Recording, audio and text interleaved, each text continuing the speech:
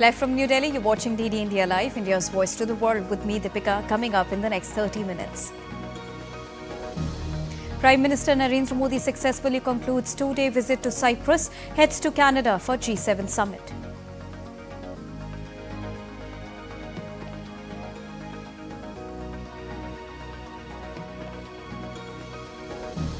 Prime Minister Narendra Modi accorded Grand Cross of the Order of Macarius III, the highest honor of Cyprus. He dedicates it to 140 crore Indians and the friendship between the two nations.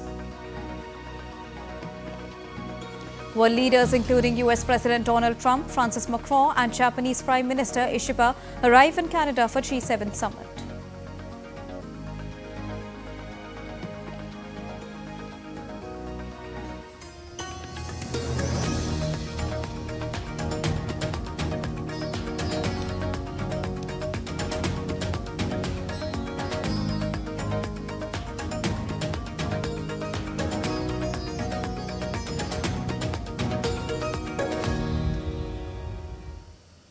Prime Minister Narendra Modi has concluded a historic and productive visit to Cyprus and departed for Canada, where he will take part in the G7 summit.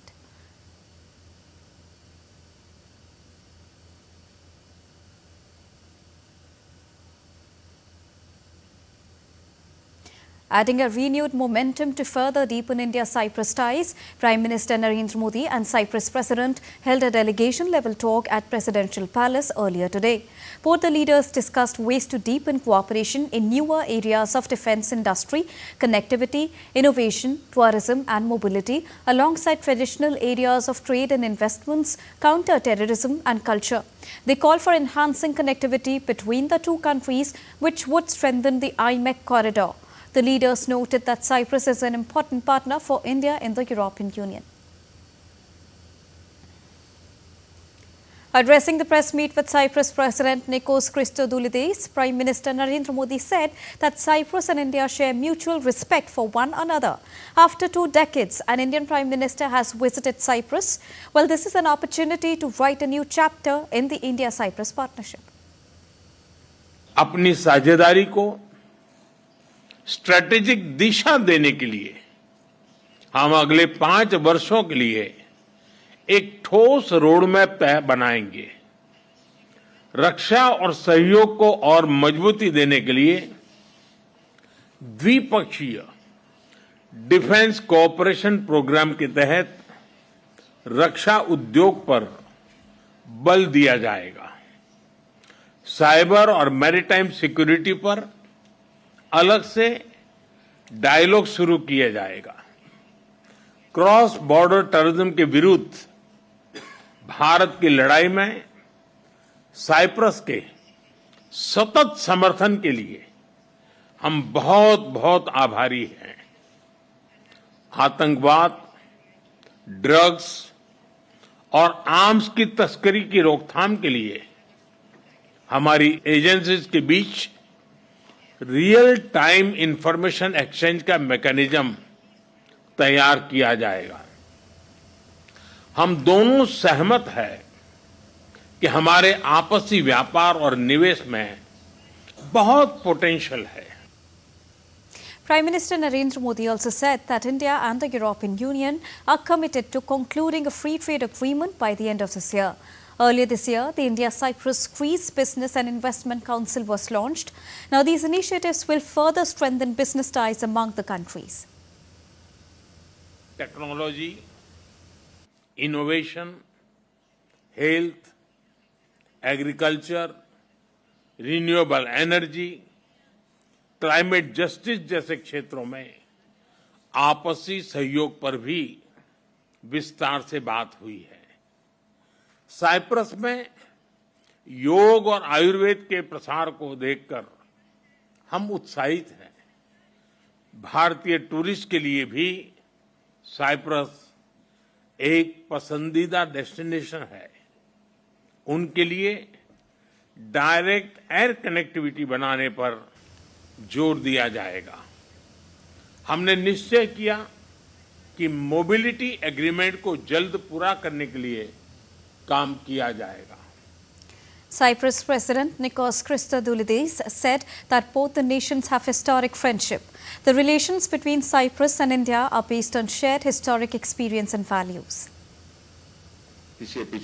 आज हमने इस बात पे चर्चा की कि हम आपस में अपने व्यावसायिक और आर्थिक सहयोग को कैसे आगे बढ़ा सकते हैं। कुछ साइप्रस के लिए भी लाभदायक होंगे जो कि हम दे सकते हैं। हमारी एक जियो स्ट्रेटेजिक लोकेशन है जिसकी वजह से हम ईयू के जो बाजार है उसके प्रवेश द्वार के रूप में काम कर सकते हैं। हमने अपने द्विपक्षीय सहयोग को बढ़ाने के बारे में भी बात करी और कई विभिन्न मुद्दों पर सिनर्जी के बारे में, रक्षा सहयोग, संकट प्रबंधन, पर्यटन और नवाचार और आर्टिफिशियल इंटेलिजेंस के क्षेत्र में भी काम करना चाहते हैं और हम सहमत हुए इन सभी क्षेत्रों में एक साथ मिलकर काम करने ताकि हम विशिष्ट परिणाम दे सकें। He also invited Prime Minister Narendra Modi for European Union Council meeting that will be held in Cyprus next year. He recalled the heinous attack in Pahalgam and extended support to India's fight against terrorism. हाल के बहुत ही कायराना जो आतंकवादी हमला हुआ है पहलगाम में, और मैं सार्वजनिक तौर पर एक बार फिर दोहराना चाहूँगा कि साइप्रस गणराज्य का पूरा समर्थन है भारत के साथ। हम भारत के साथ खड़े हैं आतंकवाद के खिलाफ उनकी लड़ाई में। आतंकवाद के हर रूप से लड़ना है। आतंकवाद को हम स्वीकार नहीं कर सकते और माननीय प्रधानमंत्री जी, हम आपके साथ खड़े हैं। हम आपके अधिकारों की रक्षा करते हैं ताकि हम सुरक्षा प्रदान कर सकें आपके नागरिकों को। The Ministry of External Affairs says Prime Minister's visit has given fresh momentum and strategic direction to the growing partnership between the two nations. This historic visit of Prime Minister Modi to Cyprus has provided stimulus and a strategic direction to the partnership between our two countries as important and trusted partners. Earlier, upon arrival at the Presidential Palace, Prime Minister Narendra Modi was accorded a ceremonial welcome. Prime Minister was warmly received by President Christodoulidis. Prime Minister Modi also paid his respect to the first President of Cyprus, Archbishop Macarius III.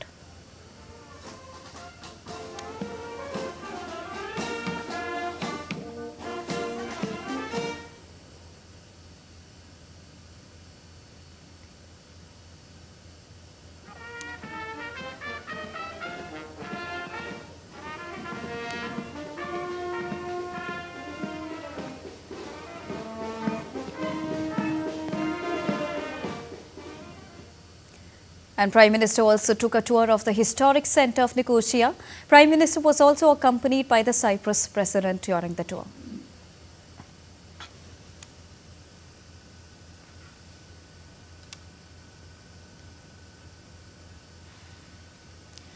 Prime Minister Narendra Modi continues to garner global recognition for his statesmanship and soaring popularity on the world stage.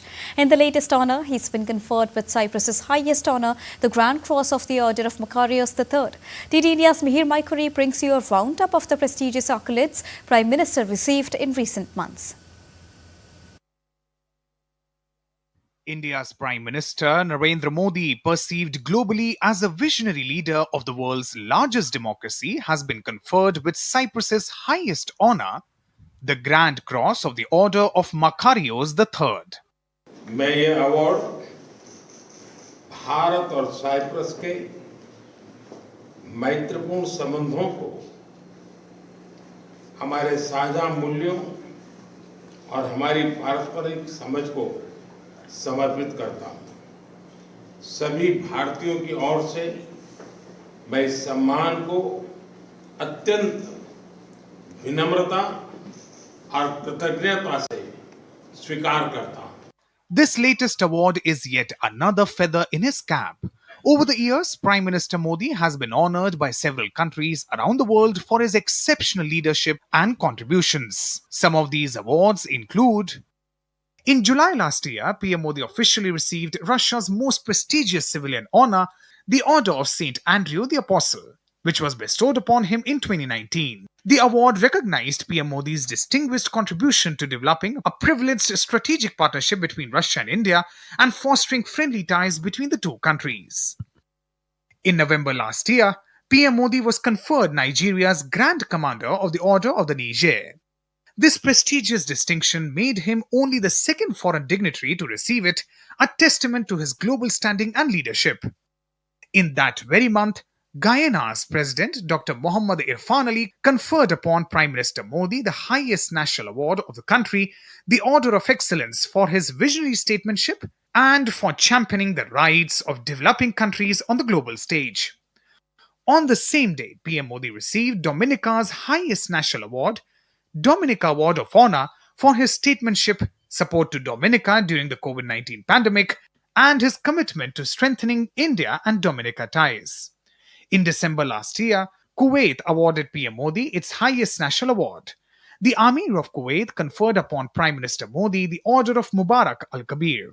The streak of global honors for Prime Minister Modi continues this year as well. Barbados conferred upon him the Honorary Order of Freedom of Barbados.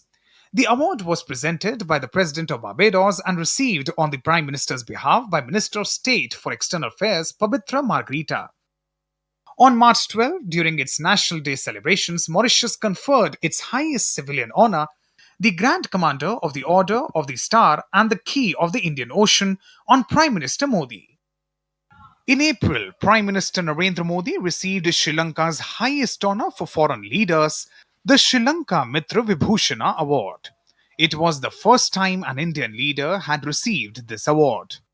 At the core of these accolades and his global recognition as a leader lies PM Modi's vision, one dedicated to the welfare of all humanity and to peace and dialogue. Be it conflict, climate crisis, or the threat of terrorism, PM Modi has consistently conveyed a clear message: the world must come together and work collectively towards solutions. Mihir Makri's report for DD India. After successfully concluding the Cyprus leg of his three-nation visit, Prime Minister Narendra Modi is set to arrive in Canada early on Tuesday morning to attend the G7 summit. The G7 summit that kicked off on Monday is being held in Kananaskis and brings together the leaders of the world's most advanced economies, the United States, United Kingdom, France, Germany, Italy, Japan and Canada, along with the European Union, international bodies such as the IMF, the World Bank and the United Nations. India, Ukraine, Mexico, Australia, South Africa, South Korea and Brazil will also be attending the summit's outreach session on the 17th of June. TD India correspondent Amritpal Singh reports from Canada's Alberta. Take a look. As the gathering of the leaders of arguably the most powerful 7 nations of the world, the Western powers, began here in the Rocky Mountains of Alberta, war continues to dominate the agenda of the G7. And it's not the Russia-Ukraine war alone, given the fact that President Zelensky has been invited to attend this time around. It is the latest Israel-Iran conflict that continues to dominate the agenda here in Canada. While Canadian Prime Minister Mark Carney wants to push his agenda for strengthening global peace and security, building critical mineral supply chains and creating jobs, issues such as the US tariffs and conflicts in West Asia and Ukraine continue to dominate the summit. Der Fortschritt des Irans. This issue, Iran-Israel conflict, will be very high on the agenda of the G7 summit. Freitag militärische Ziele. And this is an issue on which there are deep divisions within the grouping on how the conflict should be brought to an end. All that the G7 leaders could agree upon is to issue a joint statement calling for de-escalation. Canada has already ditched the idea of a comprehensive joint communique and is expected to issue chair summaries instead. Apart from the G7 countries, leaders from India, Ukraine, Mexico, Australia, South Africa, South Korea and Brazil will be attending the outreach session on the 17th of June. Prime Minister Modi will be arriving on the evening of June 16th Canadian time, marking the second leg of his three-nation tour after Cyprus. He will exchange views with the leaders of G7 countries, other invited outreach countries, and the heads of international organizations at the summit on crucial global issues including energy security, technology and innovation, particularly the AI energy nexus and quantum-related issues. This is the 6th consecutive time that India has been invited as a G7 guest country, which speaks for itself about India's importance in the world. There will be discussions on the sidelines within the G7, or also on the sidelines with all the invitee countries, with the G7 countries, especially on topics of energy security, innovation, emerging technologies, quantum, AI, things which affect all of us today. The Prime Minister will also hold several bilateral meetings on the sidelines of the summit. Apart from India's participation in the outreach session of the G7, Prime Minister Modi's bilateral engagements with world leaders would be significant, especially the one with Mark Carney, which could well prove to be an opportunity to reset the ties between the two nations. With cameraman N.A. Sivakumar, this is Amritpal Singh for DD India in Alberta, Canada. Time to take a short break, but still to come on the other side. Men accused of killing a Democratic state lawmaker expected to appear in a Minnesota court. Ahead of a national student rocketry competition, successful rocket launch trials held in Kushinagar, UP.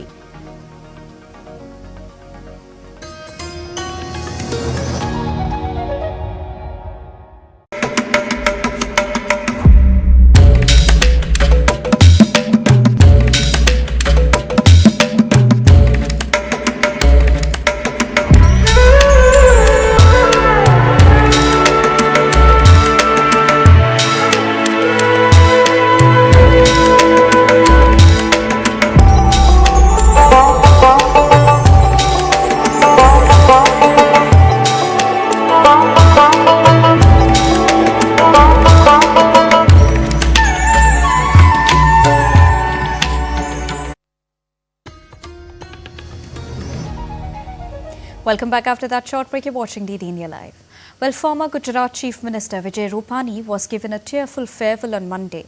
Union Home Minister Amit Shah, Gujarat Governor Acharya Devvrat and Chief Minister Bhupendra Patel paid their respects. The former Gujarat Chief Minister lost his life in the Air India plane crash in Ahmedabad on the 12th of June. The state government has also declared a one-day state mourning in his memory.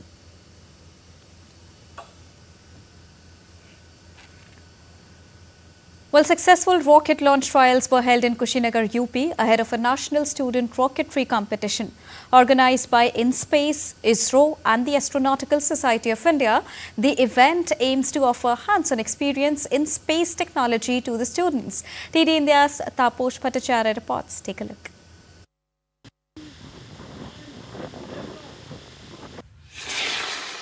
Test trials of rocket launch systems were successfully held in Kushinagar, Uttar Pradesh, ahead of a unique student competition in model rocketry set for October this year. Organized by the Astronautical Society of India in collaboration with InSpace and ISRO, the trials mark a significant step towards inspiring the next generation of space scientists in India. The launcher, developed by Thrust Tech India under the guidance of InSpace and ISRO experts, will be used in the InSpace, Kansat and Model Rocketry India Student Competition 2024-25. Thrust Tech India Limited has successfully completed the test trials and scrutiny by our experts, and they have qualified to supply the launchers for this Kansat satellite launching, which we are planning at Kushinagar, Devariya constituency, UP. इस प्रकार का rocket competition Narayani नदी के तट पे एकदम बियाबान जगह पे होता है तो बहुत इसका प्रभाव होगा। इसका प्रभाव उत्तर प्रदेश में होगा, इसका प्रभाव बिहार में होगा जो मेरे जिले से एकदम सटा हुआ है। तो मैं समझता हूं कि इसका प्रभाव करीब 30 करोड़ लोगों में हो सकता है और उसके पहले हम लोग रॉकेट प्रतियोगिता भी कराएंगे ताकि स्कूल के बच्चों को भी इसका अनुभव हो। और आने वाले समय में अपनी लोकसभा क्षेत्र में देवरिया में मैं अंतरिक्ष को धरातल पर उतारना चाहता हूँ ताकि किसान यहाँ के स्वास्थ्य सुविधाओं को, यहाँ के PNT टेक्नोलॉजी को इस सुविधा की उपलब्धि मिले ताकि विकसित भारत की रणनीति में देवरिया का बहुत अग्रणी नाम हो। The initiative offers hands-on experience in model rocketry and satellite systems to undergrad students.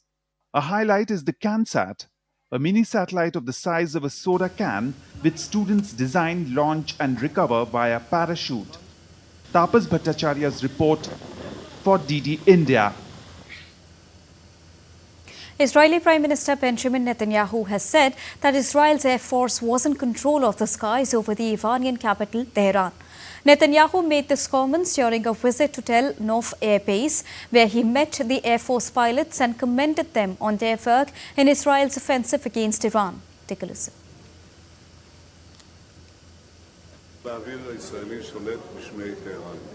The Israeli Air Force controls the skies of Tehran. This is a change to the entire campaign. We are on the way to achieving our two goals: elimination of the nuclear threat and elimination of the missile threat. Thank you, and with God's help, we will act and succeed and continue until victory. Iranian parliamentarians are preparing a bill that could push Tehran towards exiting the Non-Nuclear Proliferation Treaty. Iran ratified the Non-Proliferation Treaty in the year 1970. It guarantees countries the right to pursue civilian nuclear power in return for requiring them to forego atomic weapons and cooperate with the UN nuclear watchdog, the International Atomic Energy Agency. The man accused of killing a Democratic state lawmaker while posing as a police officer is expected to appear in a Minnesota court on Monday afternoon on state murder charges. Vance Poulter, aged 57, is being held in Hennepin County after he was arrested on Sunday following a massive manhunt over the weekend. Poulter is accused of shooting dead Melissa Hotman, the top Democrat in the Minnesota House, and her husband Mark in their home on Sunday. Authorities said Poulter was also suspected of shooting and wounding another Democratic lawmaker, State Senator John Hoffman, and his wife Wet at their home a few miles away. Governor Tim Walz has characterized the crime as a politically motivated assassination. On to sports now. Our racing legend Lewis Hamilton, a producer on an upcoming movie starring Brad Pitt as a fictional Formula One driver, wanted the film to show the reality of what it looks, feels and sounds like to speed around a track at 200 miles per hour. To avoid having Apple's F1 the movie seem faked by Hollywood, Hamilton provided input on details such as when the drivers should brake or shift the gears. The film will be released in theatres by Warner Brothers on the 27th of June.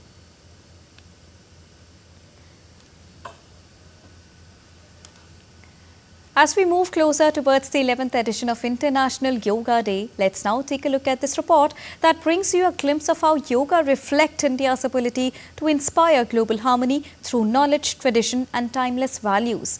Not only this, as a symbol of India's soft power, yoga is transcending borders and cultures, promoting peace, wellness and unity. 2014 में जब UN general assembly में योग दिवस का प्रस्ताव आया तो record देशों ने इसे समर्थन दिया था। तब से लेकर आज तक अंतर्राष्ट्रीय योग दिवस के जरिए योग एक वैश्विक आंदोलन बन गया है। India's ancient civilization has always stood for knowledge, wellness and harmony. From the discovery of zero to contributions in astronomy, surgery and philosophy, India has enriched the world for centuries. And among India's greatest gifts to the world is yoga. More than physical exercise, yoga is a way of life, offering mental clarity, emotional stability and spiritual peace. Derived from the Sanskrit root yuj, meaning to unite, yoga integrates body, mind and spirit. The United Nations General Assembly declared June the 21st as International Day of Yoga on the 11th of December back in the year 2014 as a result of relentless efforts of Prime Minister Narendra Modi, recognizing yoga's holistic approach to health and balance in life. And this marked a global shift towards preventive healthcare rooted in India's ancient wisdom. Since its inception in 2015, International Yoga Day has grown into one of the world's largest health movements, setting historic milestones each year. IFI Day or International Yoga Day 2024 saw greater engagement with approximately 24.53 crore participants. Outreach was extended through community radio, schools, Anganwadi centers and government departments. Social media engagement reached over 3.48 crore people, while Indian embassies and institutions connected with more than 5.45 lakh individuals globally. These milestones reaffirm yoga's role as a global bridge for wellness and unity. India is sharing yoga with the world in many ways. It has set up Ayush chairs in universities abroad and runs workshops through Indian embassies. Digital campaigns and apps like Vibreak and digital infrastructure for knowledge sharing or Diksha help people include yoga in their daily lives, especially at work and school. Yoga is also a big part of government's mental health support for students. Through the Manodarpan program, yoga is combined with counseling to help students feel better. Since 2020, yoga sessions have been shown on 12 TV channels for children from class 1st to 12th. Not only this, yoga's popularity is creating new jobs and businesses too. More people are visiting places like Rishikesh, Kashi and Kerala to learn yoga. Airports, hotels and wellness centers now offer yoga facilities across India. As a symbol of India's soft power, yoga transcends borders and cultures, promoting peace, wellness and unity. It reflects India's ability to inspire global harmony through knowledge, tradition and timeless values. Deepika Mehta's report for DD India. And that's all for this edition of DD India Live, but do let us know your thoughts on the news of the day. For those on the go, you can get all the latest news and updates from India and across the world on the DD India mobile app. The app is available on both Android and iOS platforms. Scan the QR code on the screen to download it right now. We'll be back with more news as it breaks here on DD India. I'm Deepika, and from all of us here in New Delhi, thank you so much for watching DD India Live. Namaskar.